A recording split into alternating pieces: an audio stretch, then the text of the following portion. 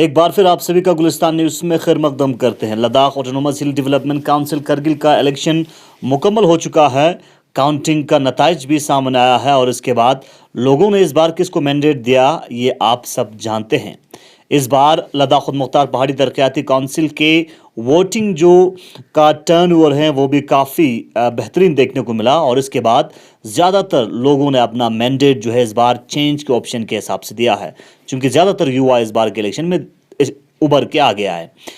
लेकिन दूसरी जानिब नताइज सामने आने के बाद अब सब इंतज़ार कर रहे हैं कि अब गवर्नमेंट फॉर्मेशन को लेके सभी की नज़र टिकी हुई है कि इस बार अगर गवर्नमेंट फॉर्म करेगा तो प्री पोल पोस्ट पोल जो अलायंस हुआ है इंडियन नेशनल कांग्रेस और जम्मू एंड कश्मीर नेशनल कॉन्फ्रेंस के बीच में कौन सा पार्टी पहले गवर्नमेंट में आएंगे सीईसी के साथ, और दूसरी जानिब इस बार सीईसी कौन होगा। मजीद बात करने के लिए हमारे साथ ज्वाइन कर चुके हैं Jammu and Kashmir National conference unit Ladakh Kargil के एडिशनल स्पोक्स पर्सन सैयद रजा साहब। हमारे साथ ज्वाइन करने के लिए बहुत बहुत शुक्रिया। सबसे पहले जिस तरह से एक मैंडेट मिला है जेकेएनसी को और सिंगल लार्जेस्ट पार्टी के हिसाब से एक बार फिर इस बार के इलेक्शन में उभर के आए हैं, इस हवाले से आपका किस तरह की कमेंट देखने को मिलेगा। दूसरी जानिब गवर्नमेंट फॉर्मेशन को लेके कहीं ना कहीं कौन सीसी होगा, ईसीस कौन होगा, ये अभी तक सामने नहीं आया है।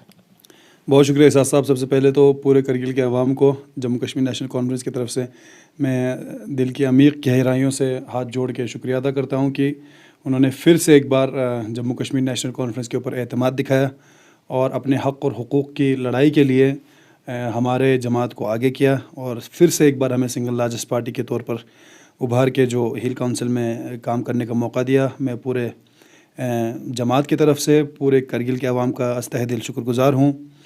दूसरी बात, जिस तरह से आपने कहा कि खेमे की बात किया, आप ये मेजॉरिटी की बात की और काउंसिल फॉर्मेशन की बात की, तो उसके लिए अभी 2-3 दिन का वक्त है। 17 हमें जो सुनने को मिल रहा है कि 17 को शायद ओथ टेकिंग सेरेमनी होगी, उसके 1-2 दिन में आपको पता चल जाएगा। तो होपफुली हमें भी उस चीज़ का इंतज़ार है। क्या इस बार चेंजिंग देखने को मिल सकता है, खासकर काउंसिल के अंदर एनसी के खेमे से? किस तरह के चेंजेस? ईसीस को लेके, खासकर सीसी को लेके सभी की नज़र सीसी पे है। देखिए, वो तो पार्टी हाईकमान का फ़ैसला रहता है। जिस तरह से मैंडेट पार्टी हाईकमान का फ़ैसला रहा और जिस तरह से ये सराहनीय है हमारे नेशनल कॉन्फ्रेंस के हाईकमान का। मैं हमारे हाईकमान का भी इसमें आप अगर रोल देखें तो सबसे यंगेस्ट काउंसिल इस बार बनने जा रहा है। तो इस यंगेस्ट काउंसिल को बनाने में ऐसा नहीं है कि आपने रात को सपना देखा और कल आपने जाके यंगेस्ट काउंसिल बनाया। बहुत ही मशक्क़त से हमारे हाई कमान को गुजरना पड़ा, जिसमें ख़ासकर हाजी हनीफ़ा जान साहब, अख़ुन गम्बर साहब, रसूल साहब, ये सब इसमें थे और इवन फ़िरोज़ साहब भी काफ़ी इसमें वो कर रहे थे। तो हाई कमान ने काफ़ी इस पे वो किया और हाजी साहब का जिस तरीके से विज़न था कि इस बार आपने देखा कि आपको ही ये हमने वो किया था, बाइट दिया था हाजी साहब ने कि यंग काउंसलर्स को, यंग कैंडिडेट्स को हमने मैदान में उतारा। तो उन काउंसलर्स के ऊपर लोगों का एतमाद करवाना, एक तो हिल का हाई कमान ने उन्हें मैदान में उतारा और उनके लिए फिर ग्राउंड बनाना बहुत ही चैलेंजिंग था, क्योंकि मैं ख़ुद हाजी साहब के साथ इस पूरे प्रोसेस में जुड़ा हुआ था, कमर साहब के साथ जुड़ा हुआ था, रसूल साहब के साथ। मैं पूरे तकरीबन 17 से 18 कॉन्स्टिट्यूंसीज़ में गया और पूरी कैंपेनिंग की हर मुख्तलिफ हमारे कैंडिडेट्स के लिए, जिसमें हमारे कुछ जॉइंट कैंडिडेट्स भी थे और हमारे कैंडिडेट्स भी थे। तो बहुत ही चैलेंजिंग था एक पूरा नए वेव को लाना और नए फेसेस को लाना, नए चेहरों को लाना, नए यूथ्स को लाना, और उन यूथ्स का जिस तरीके से आपको रिज़ल्ट देखने को मिल रहा है। आप देखें कि जिस तरह से हमारा सजाद खान जीत के आया, वो उन्होंने 2 टाइम एक ईसीस को हरा के आए, और जिस तरह से हमारा मंजूर जीत के आया, उन्होंने 2 टाइम सीसी को हरा के आए, और जिस तरह से हमारा आशिक आया, इस तरह से हमारा एनुल भी आया, इतने बड़े बड़े मार्जिन से जीत के आए। तो इससे एक साफ, एक क्लियर मैसेज आप देख सकते हैं कि Kargil is going for a change, Kargil needs a change, Kargil understood the change कि हमें इस चेंज की ज़रूरत है। तो इस चेंज को समझा लोगों ने, हाई कमांड ने पुश किया और लोगों ने समझा, और हमें पूरी तवक्को है और ये पूरा जिम्मेदारी भी बनता है इन काउंसलर्स का, इन यंग काउंसलर्स का। आप देखें तो इसमें अल्ताफ़ साहब है, सजाद साहब है, एनुल है, आशिक है, और आपका मंजूर है, तो ऐसे 6-7 यंग काउंसलर्स हैं जो यूथ के दिमाग को पढ़ पाएँ और इंशाल्लाह इनके जितने भी मसले मसाइल हैं ख़ासकर बेरोज़गारी को लेके उन पे काम करें। ये उनकी ज़िम्मेदारी है।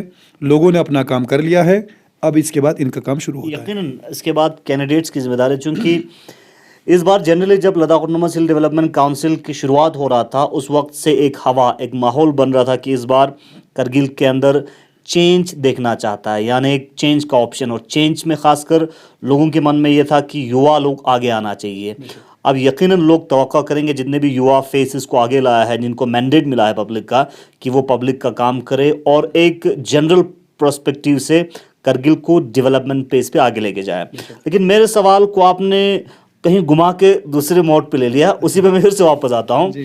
सोर्सेज से हमें खबर यही मिल रही है कि नेशनल कॉन्फ्रेंस की खेमे से इस बार कुछ नए फेसेस एलएचडीसी करगिल में देखने को मिल सकता है, खासकर एग्जीक्यूटिव और सीसी के पोस्ट पे। ये कितना हद तक सही है?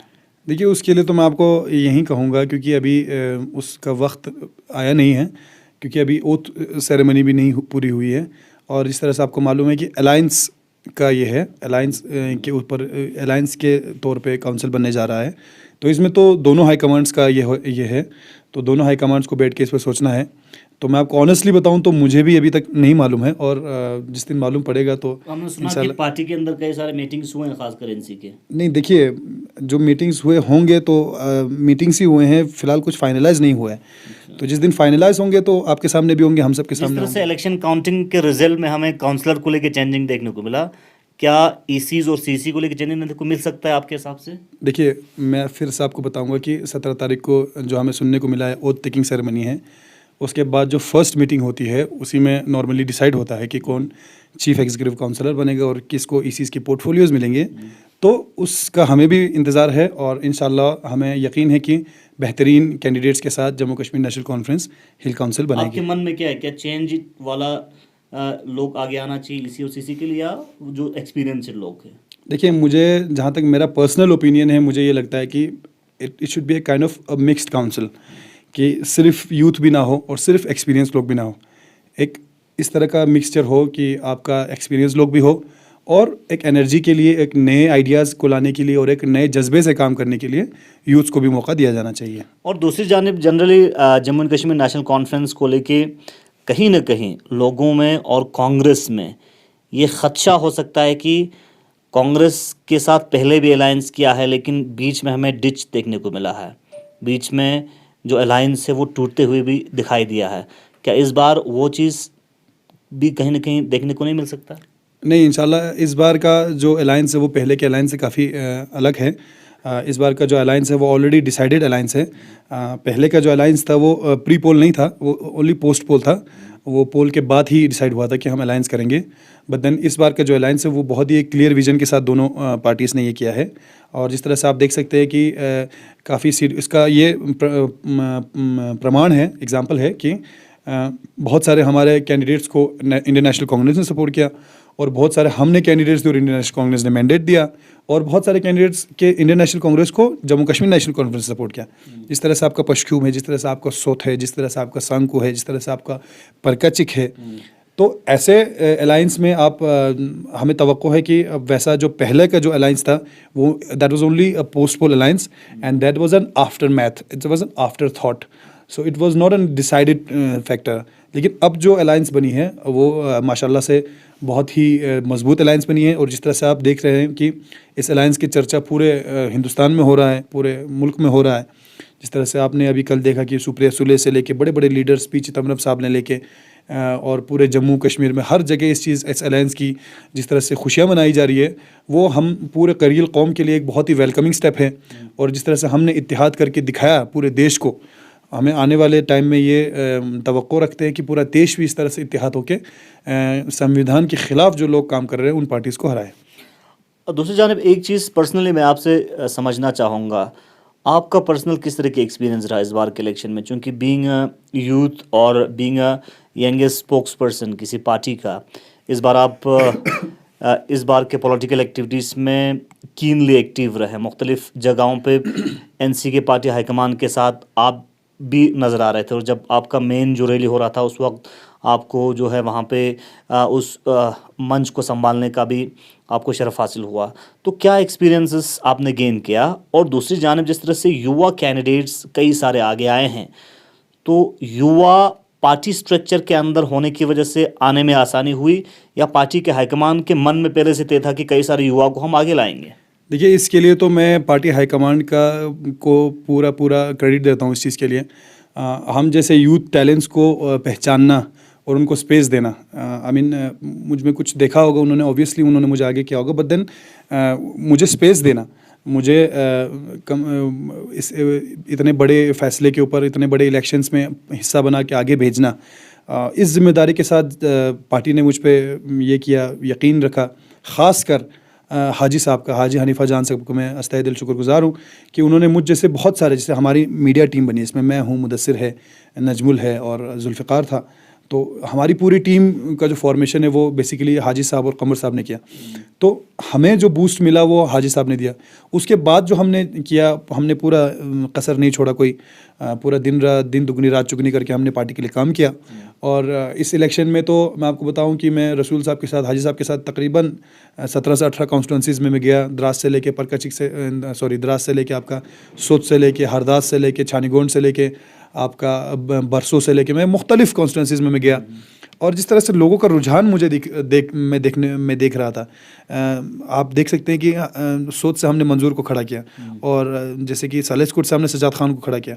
तो ऐसे ऐसे युवा कैंडिडेट्स थे जिन्होंने एक्टिव पॉलिटिक्स में कभी हिस्सा नहीं लिया था, बट देन जब हमने उनको आगे किया और हम उनको लेके लोगों के पास गए, इट वॉज चैलेंजिंग फॉर अस।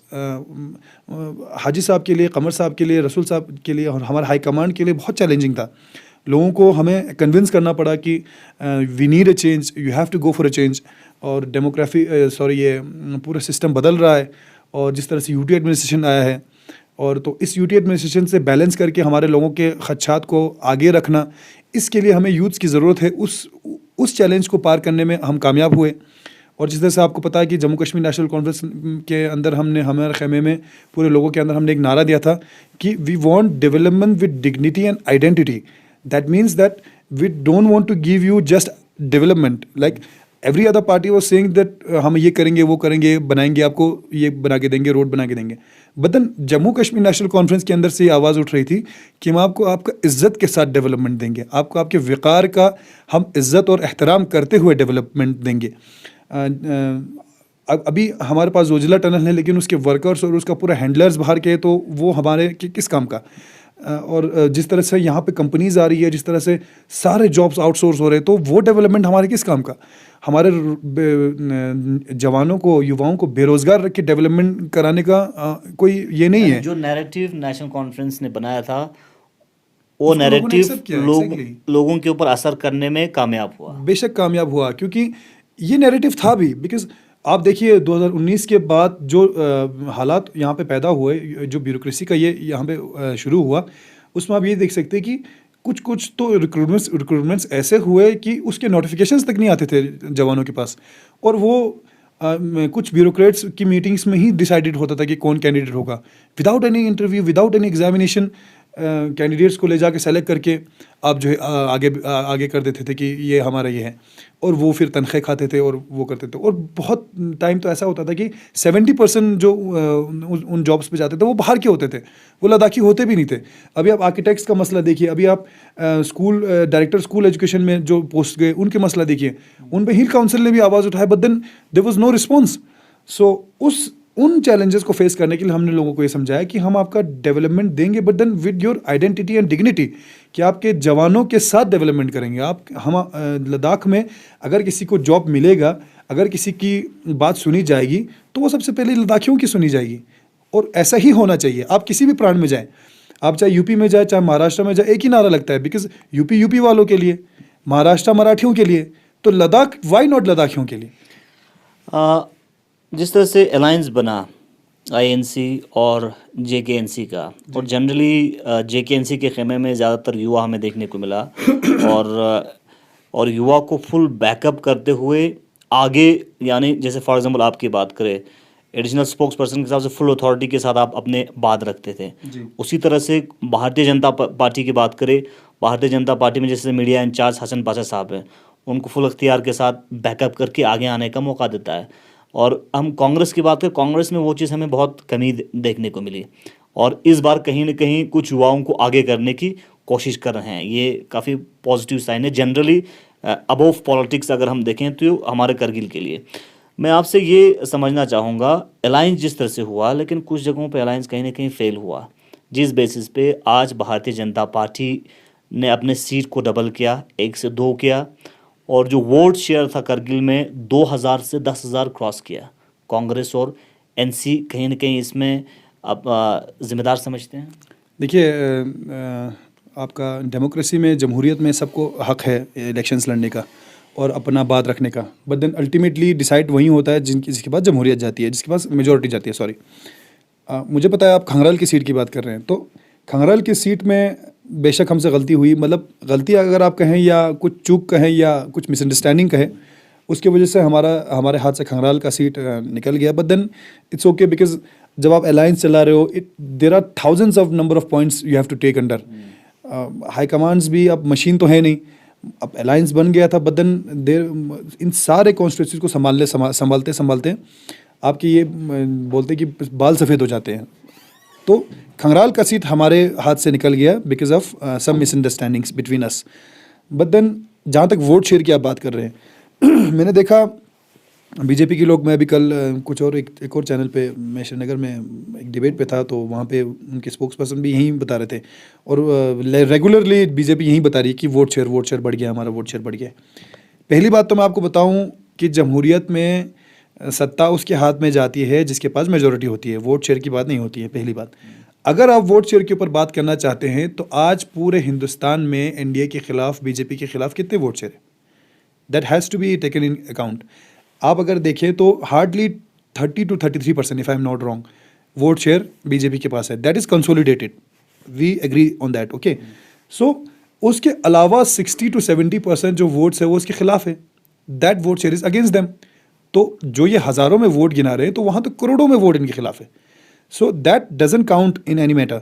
आपको पार्लियामेंट्री इलेक्शन में काउंट करेगा, पार्लियामेंट्री इलेक्शन में काउंट नहीं करेगा, मैं आपको इसका वादा देता हूँ, बिकॉज जिस तरह से एमपी साहब का रवैया है लद्दाख को लेके, आज तक मैंने कभी भी एमपी साहब के मुंह से या एमपी साहब के एक्शन से कुछ ऐसा नहीं देखा कि जो लद्दाख हित में बात हो। बात करते हैं बड़े बड़े रोड्स की, बड़े बड़े प्रोजेक्ट्स की, बदन उन प्रोजेक्ट्स को चला कौन रहा है, वो प्रोजेक्ट्स मिल किसको रहे हैं, that is another topic to talk on. Zanskar को डिस्ट्रिक्ट देने की बात की थी, उसकी बात कहाँ तक पहुँची? द्रास को डिस्ट्रिक्ट देने की बात की थी, उसकी बात कहाँ तक पहुँची? ठीक है जी। एक जोजिला टनल की बात कर रहे हैं जिसका शिलान्यास हमारे सरकार में हुआ था, और उसका जो पेसअप हो रहा है वो पूरा इंडियन सरकार में हो रहा है, इंडियन आर्मी की वजह से हो रहा है और सिक्योरिटी रीजंस की वजह से हो रहा है। और हम ये समझते हैं कि हम इंडियन आर्मी का बहुत शुक्रगुजार है कि वो इस चीज़ को पेसअप कर रहे हैं। बदन आप अगर ओवरऑल एक व्यू लें एमपी साहब के 5 साल के कार्यकाल में, आप मुझे एक प्रोजेक्ट दिखाइए कि ये चीज़ों में लद्दाखी आगे गए हैं, लद्दाख के युवाओं को आगे मिला है और लद्दाख का फ्यूचर सेव हुआ है। कभी वो कहते हैं हमें 6 शेड्यूल चाहिए, कभी कहते हैं नहीं चाहिए, कभी कहते हैं हमें सेफगार्ड चाहिए, कभी कहते हैं नहीं चाहिए, कभी कहते हैं कि मैंने पढ़ा, कभी कहते हैं मैंने नहीं पढ़ा। So there is very confusion between. किस तरह की काउंसिल मिल सकता है हमें आने वाले 5 साल में? बहुत, वो फ़कत और फ़कत करगिल के लोगों के जज्बात की बात करेगी, और वो जज्बात जो भी हो, आपका जज्बात चाहे डिस्ट्रिक्ट लेने का हो चाहे ना लेने का हो, आपका जज्बात चाहे यहाँ के जॉब्स को रिजर्व करने का हो, आपका जज्बात चाहे यहाँ की चट्टान की तरह खड़ी रहेगी इंशाल्लाह। चलिए, बहुत बहुत शुक्रिया। हमारे साथ जम्मू एंड कश्मीर नेशनल कॉन्फ्रेंस के एडिशनल स्पोक्स पर्सन सैयद रज़ा ज्वाइन कर चुके थे। पोस्ट काउंसिल इलेक्शन के बाद इनकी व्यू आप तक हम पहुंचाने की कोशिश कर रहे थे, और हमने आने वाले समय में किस तरह की काउंसिल बन सकता है नेशनल कॉन्फ्रेंस की क़यादत में, वो आप तक पहुंचाने की कोशिश की।